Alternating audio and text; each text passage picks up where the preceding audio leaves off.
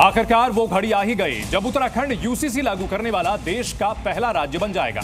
कल उत्तराखंड में समान नागरिक संहिता लागू हो जाएगी। कल मुख्यमंत्री पुष्कर सिंह धामी मुख्य सेवक सदन में यूसीसी के पोर्टल और नियमावली का लोकार्पण करेंगे, जिसके बाद देवभूमि के हर नागरिक पर यूसीसी कानून लागू हो जाएगा।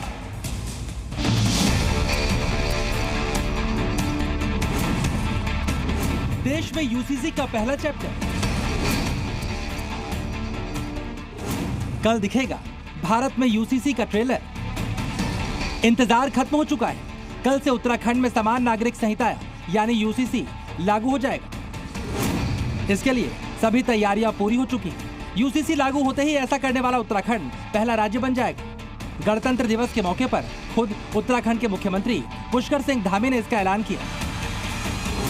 उसकी सभी तैयारियां पूरी हो गई हैं और एक समृद्ध समाज बने, जिसमें लिंग, जाति, वर्ग, कोई भी भेद न हो, धर्म का भेद न हो, सबके लिए एक कानून। ये हमारे प्रधानमंत्री आदरणीय मोदी जी के नेतृत्व में हमारा देवभूमि उत्तराखंड की जनता के साथ संकल्प था, हमारा वायदा था।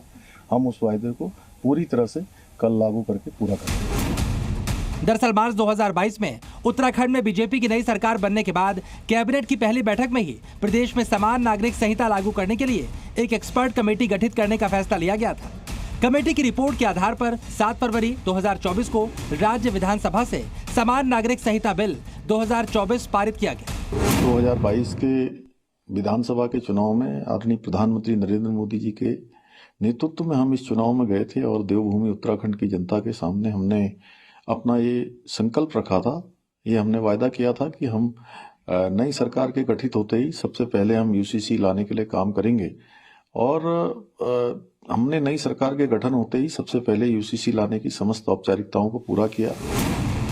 देवभूमि उत्तराखंड में यूसीसी के लागू होते ही बहुत सी चीजें बदल जाएंगी, जिसको लेकर जागरूकता अभियान भी चलाया जाएगा। आइए जानते हैं यूसीसी के लागू होने से उत्तराखंड में क्या क्या बदलाव होंगे। इसके बाद शादियों का रजिस्ट्रेशन करवाना जरूरी होगा। तलाक का एक समान नियम होगा। पर्सनल लॉ के नियम लागू नहीं होंगे। इस्लाम के हलाला इद्दत को बंद करना होगा। बहुविवाह पर रोक लगेगी। 18 साल से पहले लड़कियों की शादी नहीं कर पाएंगे। दूसरे धर्म के बच्चे को गोद नहीं दिया जा सकेगा। उत्तराधिकार में लड़कियों को लड़कों के बराबर हिस्सा मिलेगा। लिव इन रिलेशनशिप का रजिस्ट्रेशन कराना अनिवार्य होगा। हालांकि यूसीसी को लेकर कई सियासी पार्टियां विरोध भी कर रही हैं। एंटी यूनिफॉर्मिटी, इसका नाम रखना चाहिए anti Muslim civil code. RSS BJP का 100 साल का जो एजेंडा है, वो चाहते हैं कि भारत में मुसलमानों को 2M दर्जे का नागरिक बनाया जाए। ये कानून हर धर्म और संप्रदाय पर लागू होगा और इस कानून में ऐसा कुछ नहीं है जिससे मुसलमानों को डरने की जरूरत है।